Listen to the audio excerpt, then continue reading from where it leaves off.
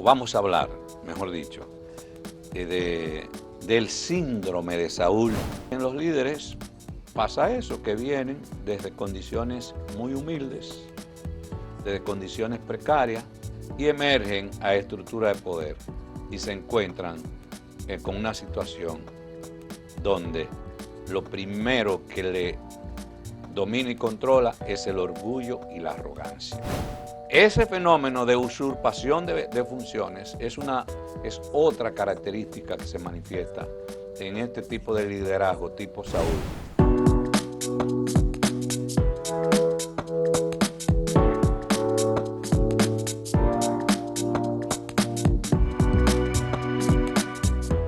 Saludos amigas, amigos, ustedes sintonizan Acento TV y este es su espacio a partir de ahora.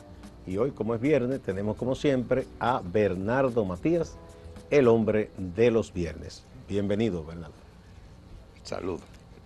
Aquí estamos, nueva vez, gracias a Dios. Bueno, usted armó un revolú con el tema pasado, ahí hay una discusión, un debate. Sí, mucha discusión, pero... Bienvenida a esa discusión. Es que ese tema siempre despierta interés en la gente, en el mundo entero, el tema racial. Sí, por cierto, un ciudadano norteamericano que escribe muy bien en español, que dice que vivió aquí, que participó en un debate con otro, y escribió muchas veces. Payensky, creo que tiene un apellido. Exacto, está casado con una dominicana. Con una dominicana, sí, ellos movieron. Así que a todos los que participaron en el debate, los saludamos a todos con mucho afecto. Exacto, a cada uno. Sabe que hubo un programa que yo hice referencia a un colega español llamado Manuel del Castillo. Él me sugirió que abordara el tema del liderazgo. Entonces, en el día de hoy vamos a hablar de ese tema. Pero quizás no en la perspectiva, yo conozco bien a Manuel, no en la perspectiva en que quizá Manuel quisiera, que es el liderazgo en términos empresarial, en términos de estrategia, en términos de la excelencia. No, yo voy a hablar, o vamos a hablar, mejor dicho, del síndrome de Saúl y el liderazgo que se resiste a los cambios. El Saúl bíblico. Entonces, estamos hablando del Saúl, del rey Saúl de la Biblia. Cuando hablamos de síndrome, estamos hablando de un conjunto de manifestaciones que se dan en un fenómeno. Por ejemplo, el SIDA, por eso se llama síndrome de inmunodeficiencia, porque cuando la persona desarrolla el SIDA se dan múltiples manifestaciones en su salud, a nivel de los pulmones, le da fiebre, le da múltiples elementos. Entonces, Saúl, el síndrome de Saúl, lo que queremos ver es cómo alrededor de la figura de Saúl se da un conjunto de manifestaciones en el liderazgo vigente hasta el día de hoy. Saúl fue el primer rey que gobernó a Israel. Que por cierto, cuando tú entras a la historia bíblica hay dos perspectivas, la perspectiva de Dios y la perspectiva del pueblo de Israel. Dios no quiere rey, Israel quiere rey. Dios le dice, si asume un rey, le va a poner impuestos, lo va a pisotear, lo va a maltratar. Y el pueblo de Israel se fue por un rey. Y desde ese entonces la historia de Israel fue otra, desde que asumió la teocracia, desde que asumió la monarquía, porque era un pueblo de pastores, era un pueblo de recolectores, de agricultores, mejor dicho. Entonces Saúl fue el primer rey que gobernó a Israel. Él no estaba acostumbrado a la grandeza del poder. ¿Por qué razón? Porque él venía de la tribu más pequeña e insignificante, que era la tribu de Benjamín. Eso está en 1 Samuel, capítulo 9, en el 21. Él viene de la marginalidad y emerge como el primer rey de un pueblo que se enrumba hacia otra dirección, porque originalmente era un pueblo que su proyecto era más comunitario. La tendencia era a la relación social basada en la comunidad como el centro de vinculación. Ahora se sustituye por la figura de un rey. Eso es un giro del cielo a la tierra. Entonces él es colocado en el pedestal más alto de su sociedad, rey de Israel, y rápidamente se convierte en un hombre muy poderoso. Entonces muchas veces en los líderes pasa eso, que vienen desde condiciones muy humildes, desde condiciones precarias, vienen de la línea noroeste, donde soy yo, ¿verdad? Vienen de Pedernales, vienen del sur o vienen de los barrios y emergen a estructura de poder y se encuentran con una situación donde lo primero que le domina y controla es el orgullo y la arrogancia, la prepotencia. Entonces el primer elemento que empieza a manifestarse en Saúl es la prepotencia, el orgullo y la arrogancia desde el poder. Entonces muchas veces los líderes que son puestos para servir, puestos para un propósito, sustituyen eso por su persona. Es una Saúl una rápidamente, historia muy conocida. no, pero Se nos hace familiar. conocida y repetida. Sí, sí, sí. Saúl rápidamente pierde el sentido de misión. Este es el primer riesgo de un líder, perder el sentido de misión. ¿Para qué usted está colocado en una posición de poder? En Saúl se perdió la perspectiva y muchos líderes lo primero que hacen es perder eso, la perspectiva. No es lo mismo la casa de gobierno que el gobierno de la casa. Decía un escritor chileno, no es lo mismo gobernar un país que gobernar la casa. No es lo mismo la casa de gobierno que el gobierno de la casa. Entonces Saúl, además de perder el sentido de misión, primer elemento del liderazgo de Saúl, que como rey empieza a usurpar funciones, especialmente funciones religiosas, funciones que eran de los sacerdotes, cuando su papel era gobernar al pueblo de Israel y defenderlo de los filisteos. Entonces, el segundo elemento es cuando el líder sustituye a las instituciones, a las leyes, pierde el sentido de gobernar con un propósito que favorezca al pueblo y se pone él como el centro del poder. Y él se convierte en la institución. Él se convierte en las organizaciones políticas, en los estatutos. Él se convierte en el centro desde donde se toman todas las decisiones. Entonces, ese fenómeno de usurpación de funciones es otra característica que se manifiesta en este tipo de liderazgo tipo Saúl. Saúl entonces entrará en conflicto permanente porque él está colocado para un propósito y asumió un camino diferente. Ahora, el elemento más interesante del síndrome del liderazgo de Saúl es que él comenzó a envejecer paulatinamente, como es normal. Y un nuevo líder está naciendo en el pueblo de Israel.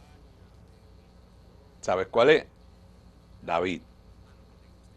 Comienza a emerger. Se trata de un liderazgo de trascendencia histórica y que tendrá la dimensión de héroe nacional.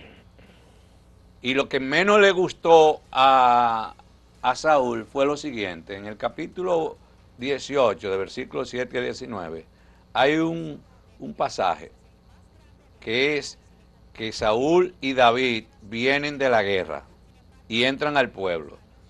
Y el pueblo empieza a cantar y a danzar, a bailar. Y decían lo siguiente: Saúl hirió a miles y David a 10,000. Es el pueblo que está. Y Saúl se enojó, dice el pasaje, en gran manera, y le desagradó que el pueblo estuviera elogiando a David de esa manera y a él no. Me reí porque he recordado cosas que han ocurrido con líderes aquí y los celos que tienen con otros de su propio partido.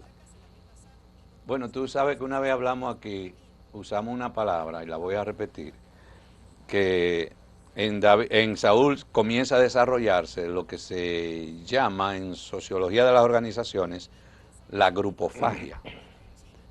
Grupo y fagia de comer, que es cuando los grupos comienzan a comerse unos a los otros en las organizaciones. Y eso es auspiciado por los líderes. Y terminan lacerando esas organizaciones, destruyéndolas. Es la historia de los partidos aquí. Es lo que le pasó al PLD y al PRD y al Partido Reformista. PRD, al Partido Reformista. Sí, sí. Este síndrome está presente en escenarios de la vida, en distintos escenarios, en los partidos, porque tú y yo estamos hablando de los partidos, pero también sucede en las iglesias, un pastor que ya está envejecido, que todo eso, y no se da cuenta que tiene que transferir. Y se dividen. Se dividen en las ONG, sí, en los sindicatos, tú ves todavía. Y la historia de los clubes, que en un momento fueron muy fuertes, los clubes culturales y deportivos, muchos se dividieron y terminaron en nada. Nosotros tenemos líderes sindicales envejecidos ya, que deberían estar dedicados a otra cosa. No, pero eso y no dejan eso, ¿no? El síndrome de Saúl. Y por ejemplo, hablamos de los partidos de sistema, pero la izquierda, eso es increíble. Igualito, el mismo fenómeno.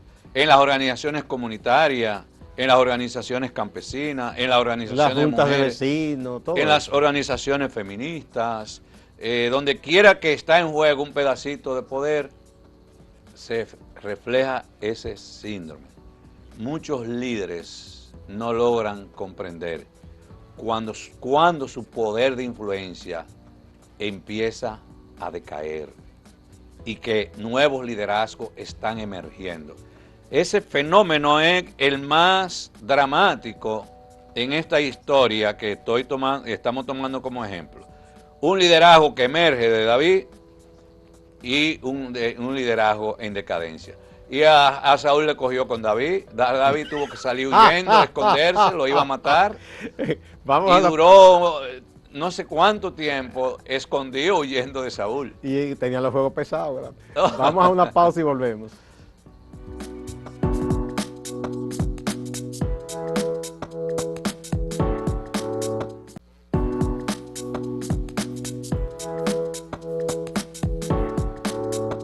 Continuamos con Bernardo Matías, el hombre de los viernes. Esto de los liderazgos es interesante. Sí, tomando el fenómeno de Saúl como paradigma para el análisis. En Saúl era la hora de la redefinición de prioridades como líder, pero él eligió un solo camino, que es el clásico de muchos líderes: apostar por la perpetuación de su poder y el liderazgo. Yo creo que nosotros debemos resaltar algunos líderes latinoamericanos que han sabido entender esta realidad. Pepe Mujica, por ejemplo, un hombre con un liderazgo y una raíz profunda en el pueblo de Uruguay, y él se ha puesto en un lugar donde lo que está es aportando a la sociedad desde su humilde hogar, desde su espacio.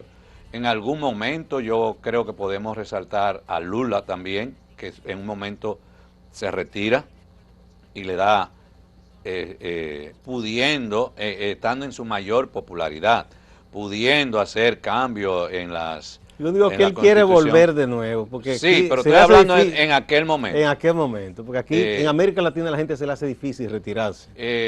Michelle Bachelet también en algún momento supo retirarse, pudiendo hacer rejuego en la estructura de poder para perpetuarse, aunque después volvió, pero volvió bajo los mecanismos institucionales. El mejor ejemplo, yo creo, mundial es Mandela. Nelson Mandela. Nelson Mandela. Con el 90 y tanto % a su favor, dijo, no, yo no vine a perpetuarme acá. Y hay algunos líderes en Estados Unidos que lo han hecho porque la Constitución lo obliga. Clinton se fue con uno de los porcentajes más altos de popularidad. Pero creo que no es obligatorio, es como un respeto que ellos tienen. Es como... No, está establecido. No sabía, que pensé que no estaba Tengo entendido que está prohibida. pero todavía tú tienes, por ejemplo, en Colombia, Uribe incidiendo y manipulando. Y se peleó hasta con su propio partido. No termina y los Salinas todavía en México también tiene un poder de... Que deberían quedarse calladitos, ¿verdad? No, sí. Por todas las cosas que hicieron. Entonces, este síndrome no sucede en las organizaciones eclesiales, en las no gubernamentales, en los partidos. Todos y todas estamos amenazados por la manifestación del síndrome de Saúl. El espíritu de posesión de los líderes es una de las tentaciones Creerse más grandes. indispensables. El espíritu de posesión, de apoderarse del poder y no soltarlo jamás. Y entonces le entra el temor al cambio, el miedo a la transformación. Saúl no se preparó para el cambio. Y su respuesta, ¿cuál fue? El miedo. Hay en la tradición Y eso le pasa. Mira, escúchame, hay líderes en República Dominicana que en cada elección van sacando menos votos. Pero insisten en Y ser ellos candidatos. siguen, cuando hay líderes más jóvenes que ellos, que podría ser una Prefieren nueva que el apuesta. partido se desgaste y se destruya con ellos. En la India, en la tradición de la India, se dice algo sobre el poder, que es como un tigre, que mientras tú estás arriba lo domina, pero que si no sabes bajarte de él a tiempo, el tigre te devora. Sí. Saúl se acostumbró a las alabanzas y los homenajes. El liderazgo trae eso consigo. Como que viene en la cajita, ¿verdad? De los primeros puestos. Y hay gente que se acostumbran a los primeros puestos. E incluso no tienen la capacidad cuando están en un evento de entender que a usted no le toca ni siquiera estar entre el puesto de invitados especiales, que están incómodos, molestos, y algunos de sus seguidores, pero el compañero hay que ponerlo delante. Se pelean, hay celos por eso. Se pelean, quiénes van a estar en la mesa de honor, se producen pleitos, se acostumbran a los homenajes, los líderes. Entonces, cuando comienza a darse los cambios, los líderes se ven sin esos homenajes, se ven sin esas alabanzas, se ven sin esos primeros puestos. Pues hay que acostumbrarse a lo que yo le decía muchas veces a algunos colegas en Senasa. Miren, la vida es como un teatro, donde usted hay ocasiones que es el actor número uno. La estrella. Sí, es el actor principal. Hay otras veces que usted es el actor secundario. Pero hay otras veces que usted no está en la película. Ni como extra. Sí, no está en la película. Entonces hay que acostumbrarse a ver la vida así. Los líderes, muchos, no entienden que hay momentos que ya se le agotó. Y yo creo que eso se lo traspasan a los suyos, porque hay gente que cuando su partido pierde llora y hace una crisis. Señor, eso es lo más normal, se supone, en donde los pueblos votan, bien o mal, usted se decidió votar por otro y ya. O sea, no hay por qué ver eso como algo traumático, que cambie de partido, de estado, eso no debería ser un problema. Otra manifestación que se da dentro del síndrome de Saúl y ese espíritu de posesión es que cuando los líderes están en decadencia, ve al enemigo afuera, cuando en realidad el enemigo está dentro de él mismo. Sí, eso es muy común, buscar el problema afuera para sacar, para quitarse presión interna. Pero que es también su manera de ver el mundo, la vida, no entiende la transitoriedad de las cosas. Un elemento esencial del liderazgo es el principio de la transitoriedad. Pero eso demanda de mucha madurez, no solamente mental, sino también hasta espiritual, de entender la transitoriedad, que solo Dios es perpetuo dueño y Señor. Estoy hablando de una posición de fe. Exactamente. Desde mi creencia. Saúl no aprendió que el desprendimiento es la clave de la felicidad. Y eso está en todos los libros de sabiduría. Usted quiere ser feliz, viva la filosofía del desprendimiento. Nada de apego. No, es que ni siquiera tu cuerpo te pertenece. porque cuando tú te mueres, se lo llevan. Tú sabes y el alma a veces está en cuestionamiento, depende de la religión, porque en el alma en el cristianismo a veces está en cuestionamiento, y te va para el cielo, te va para el infierno, pero nada te pertenece. Entonces Saúl se agarró como una cacata del poder, y eso le pasa a muchos líderes que se agarran como cacata. y sufren no solo eso, que envenena a todo el entorno. Y cuando se van de ahí sufren depresión, se envejecen y todo. Entonces, ¿qué? Eso produce mucho dolor también en el líder y en los que están a su alrededor. El líder añejado que no quiere soltar el poder sufre dolor. Porque comienzan cada vez más a ser menos halagados, menos aclamados, menos homenajeados, de manera natural, porque es propio de los procesos históricos, y comienzan a desarrollar resentimiento en lugar de concentrar esfuerzos para contribuir al éxito del liderazgo emergente. Tú conoces más que yo de eso, liderazgos resentidos, porque me ha contado historias de esos resentimientos. Es increíble, sí. Pero sufren mucho, en silencio. En lugar de concentrar su sabiduría, su experiencia, a fortalecer esos liderazgos emergentes, y eso lo hace más grande. La emergencia de otros liderazgos y el recelo de los líderes añejados, al final lo que produce es estancamiento en las organizaciones.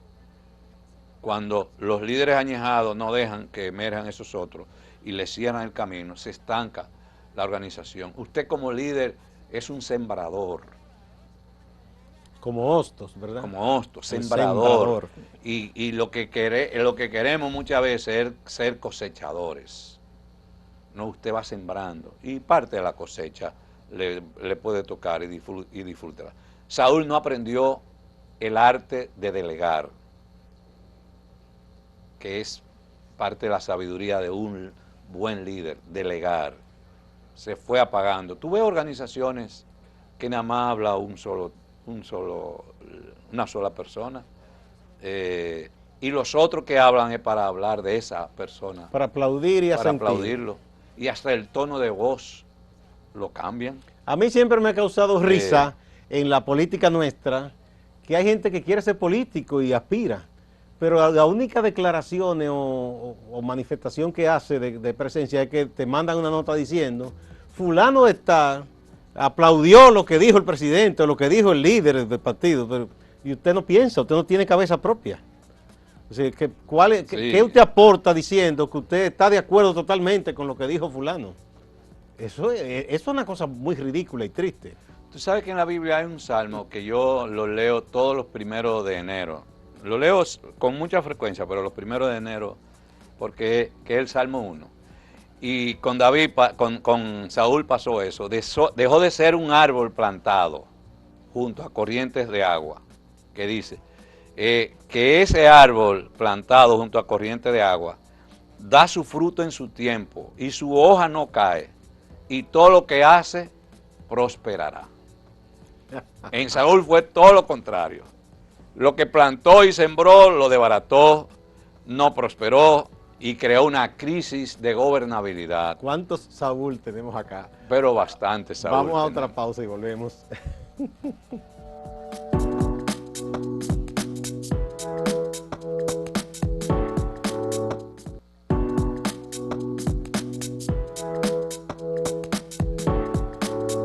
Continuamos con Bernardo Matías. Voy a conectar esto que estamos analizando de Saúl con un fenómeno moderno, que es lo que le podemos llamar el fenómeno Terry Francona. Terry Francona. Terry Francona fue manager de Boston. Y fue el que lo llevó a salir de la maldición de Bambino. Después de 86 años. Sí. Sin Boston ganar un campeonato. Pero los bostonianos lo odian. Y al año siguiente fue despedido. Al año siguiente.